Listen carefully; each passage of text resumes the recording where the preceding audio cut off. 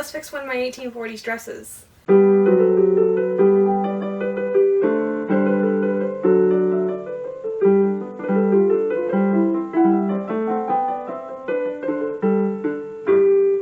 everyone, my name is Caitlin. I'm a living historian who educates other living historians by teaching old-fashioned sewing skills and copying original garments.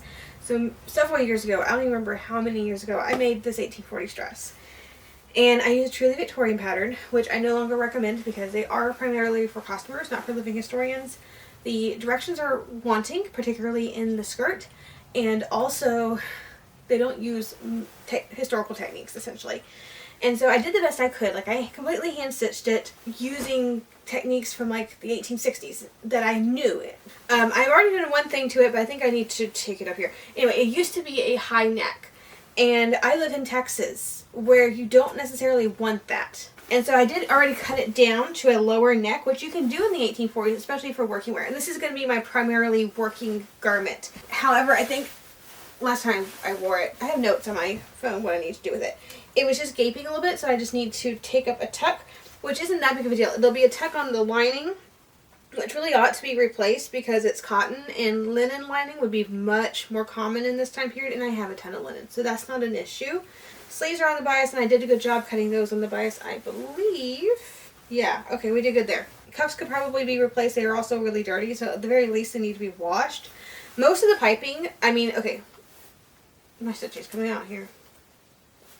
Well, we're going to take the whole thing apart anyway, so that's fine. Sorry, I have a naughty kitten who is trying to eat the beetle wing dress. And her sister's down there playing with linen, which is fine. The piping, I did fix the neckline piping, so it's thinner than the sugar and cream, peaches and cream yarn that I used before. However, everywhere else there's piping at the waist, at the wrist, and at the shoulder. I don't think there's any more piping. Anyway, all that's much too big, and it will need to be replaced. I'm going to take it out and just re-put in new piping. It's not a big deal. I know the waistline is too big on this thing, too long, which is typical of truly Victorian patterns. Whoever grades them has a longer waist, and so as they grade them up, it just gets longer and longer and longer. I already cut this waist down by at least 4 inches.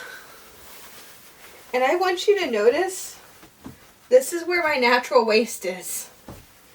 Which it is supposed to come down a little bit. But this thing, this point, which really should not even go down this far, it needs to come to right here. I already cut it down. It was right here on the pattern. So I've already cut it down about halfway. I'm going to continue to cut it down because it is just too much. It's too wide. The shaping of this isn't period.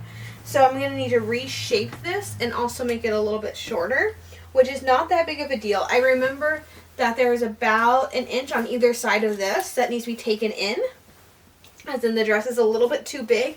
Bust fits well though. Length was good. I don't think I need to do anything here. It is unusual to have a self fabric hem in a dress like this.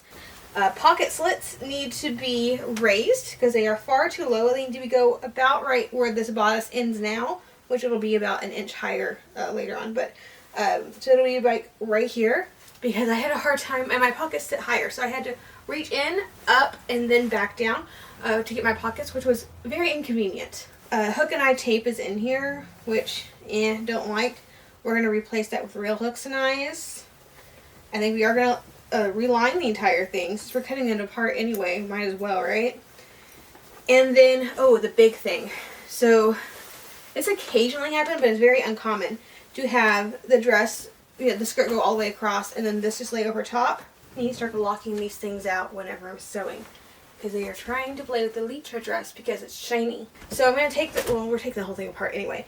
And I'm probably going to take out the skirt and turn it in more at the front than the back, which would be far more common, and I don't like how this flips up anyway. So I think overall that's going to be the best bet for us.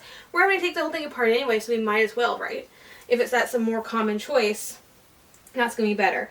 I did it that way originally because there were like no directions on doing the turning, and I'd never seen an 1840s dress before, and I didn't know how that worked. And I remember the very first time I saw a historic dress or an 1840s dress, it was my friend Hal's, and he brought it to the Texas Living History Association, and that was the first time I saw an 1840s dress that was turned in correctly. And I was like, I should have saw this like 4 years ago when I made that dress. So that was nice. And now I have original 1840s dresses, so I know how that's supposed to go now. And I've seen several more, so that's great. So I have extra fabric if I need it, but I'm going to try really hard to not need it. Now, if something is cut incorrectly, if something should have been cut on the bias and it's not cut on the bias, then obviously I'm going to recut that.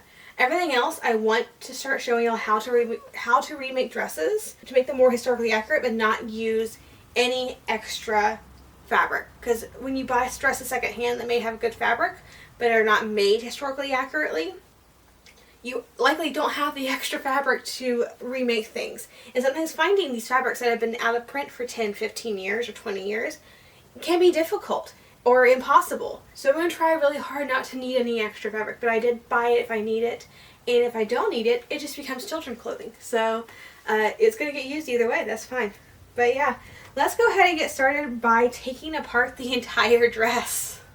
All that handwork, which to be fair, I didn't know how to hand sew back then, so I wasn't using the best techniques anyway. So it needs to come out, and let's go ahead and get to that. That's going to be fun. Of course, we have to start up with taking apart the dress. This video will basically end up being a fully made from scratch dress, except we first have to take the whole thing apart to be able to recut it and resew the thing. And yes, I am aware that seam rippers exist. I prefer using scissors. In 15 years of using scissors instead of seam rippers, I have only clipped dress fabric I think twice, and I was still able to use the fabric both times, so yeah, this is perfectly safe and fine. Usually I use smaller embroidery scissors, but I couldn't find any, so here we are. Everything gets taken out. All the piping, all the side seams, the hook and eye tape, the gauging. The only seams left are going to be the skirt panels and the hem, although we are going to redo some of the skirt panels later. Now, if I were not relining this bodice, I would have left the side seams in and only taken out the piping at the waist and neck, as well as the modern hook and eye tape down the back, because I could have just cut down the bodice with the side seams still together, but that's okay. I already went into this knowing I was going to have to take the whole thing apart, or pick the dress to pieces, as they would say in the 1840s.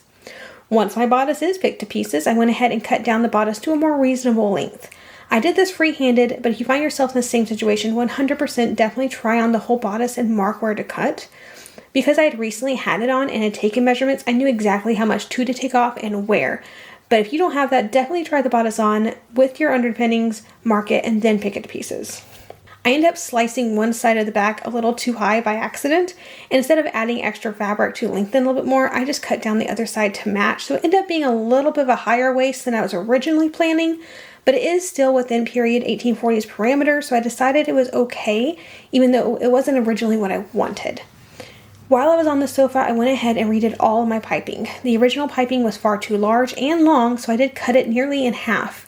Now, if you find yourself with a dress without piping, the best thing you can do is to take out one seam of your skirt and cut out a 2 or 3 inch strip from one of your skirt panels. That way you can cut your piping. Remember that piping is bias cut, so crossways to the grain. And then all you have to do is sew the one skirt seam together. It's an easy way to get piping without very much fabric.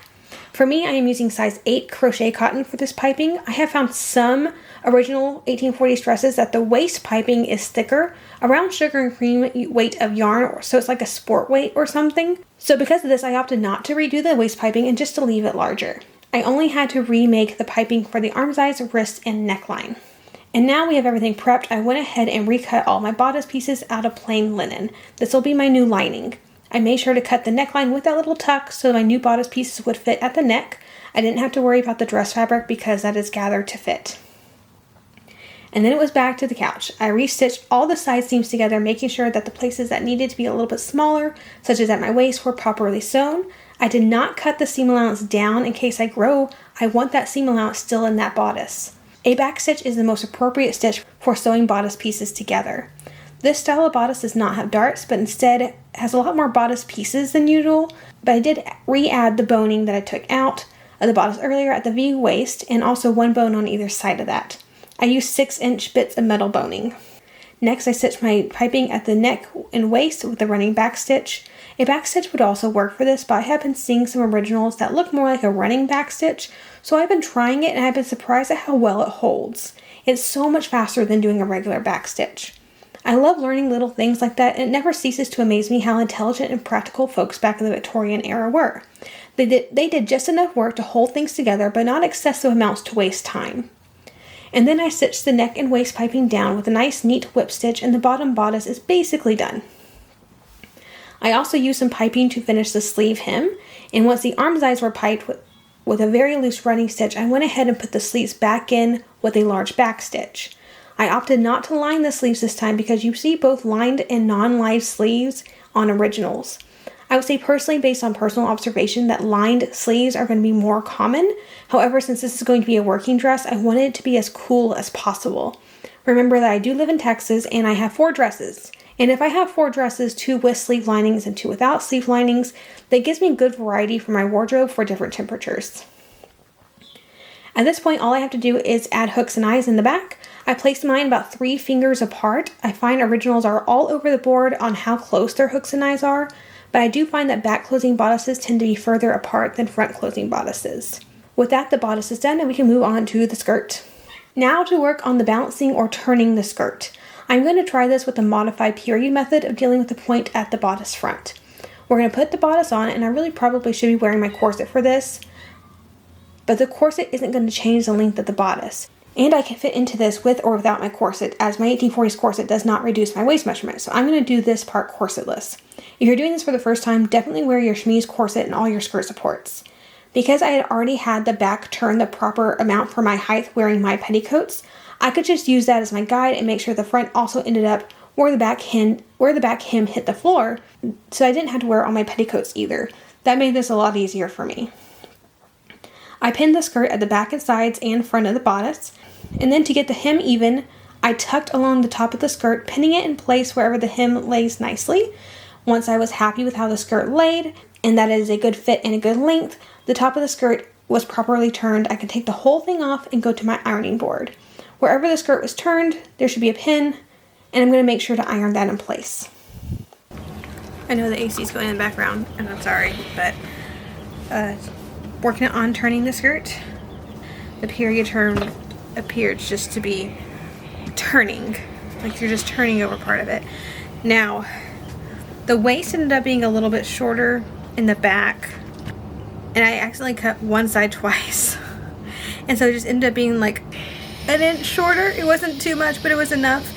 And then so when I was looking at the back, I was like, that's not even. So I just ended up, instead of adding, which I guess I could have done because I made this decision like late at night, and so probably isn't the best decision, but it was a decision that I made. So instead of just taking a little of the extra fabric and adding to the bodice, the one I cut extra, I ended up just cutting the other one to match. It's still within period parameters for the late 1840s. It just wasn't what I originally planned. And so what I'm doing to compensate is taking my turning and making it an inch higher than it was, so that my skirt still ends at the same point. Because I should not be sewing at close to midnight. I make poor decisions when I sew late at night. So I got this side turned. And then let's go ahead and make this work. Okay. There we go. Whatever makes it even.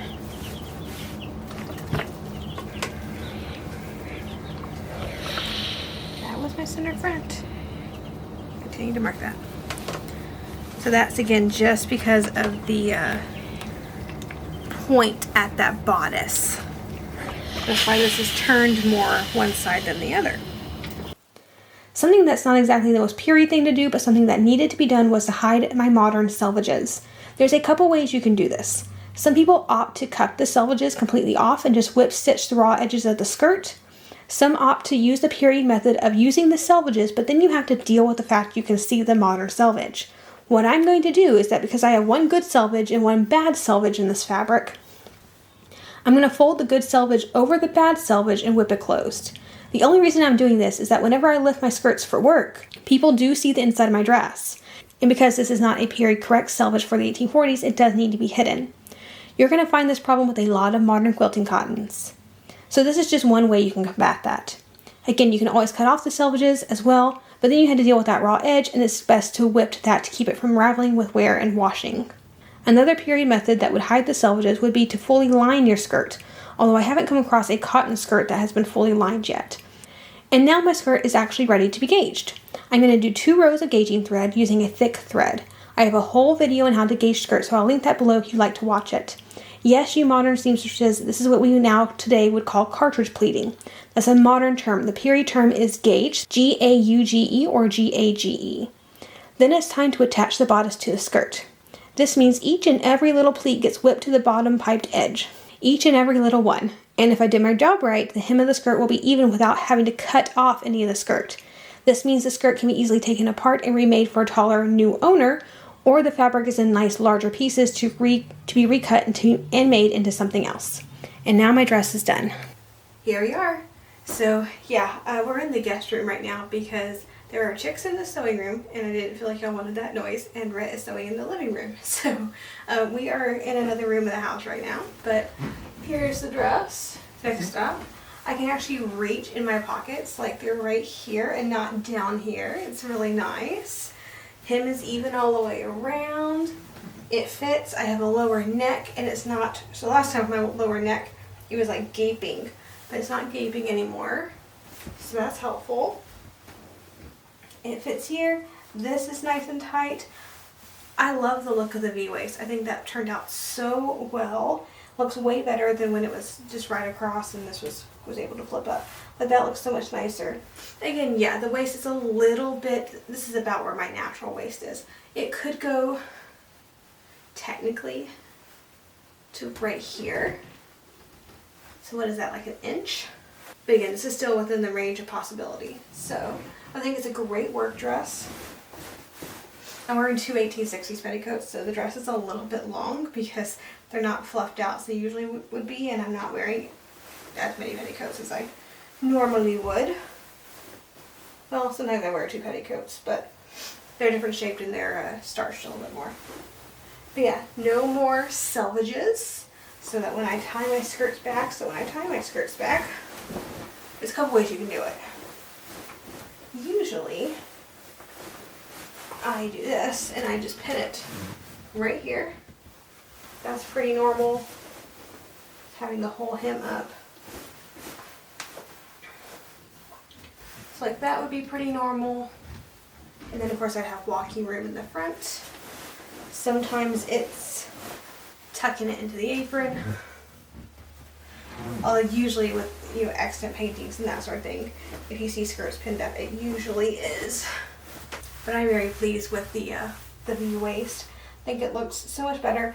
This whole shaping looks a lot better than it did when we started. That sort of rounded out shape, you want the kind of the pointed V. So I think that's a good thing.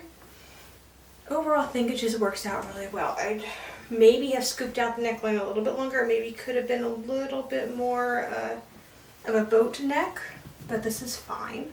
But this is definitely the first in a series of remaking of dresses. So this one I have, well, I guess one more and then we have to make a wrapper. I think that's it.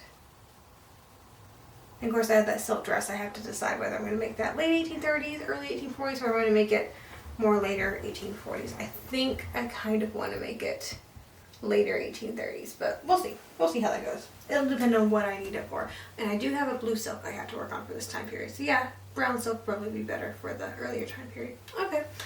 And I personally love remaking garments. It's like my favorite thing. I used to hate it. I used to sell off my dresses to avoid doing any type of work on them. But as soon as I started realizing it's like a puzzle and you have pieces that you have to make fit something else, I don't know. I like challenges and I like puzzles. So as soon as I figured out to think, as soon as I started thinking of it as a puzzle and as a challenge, love it. I'd rather remake a dress than make a new one any day now.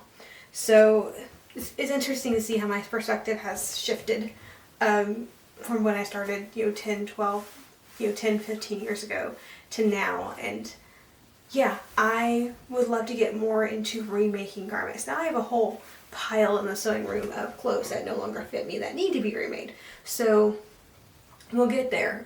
We'll have plenty of options.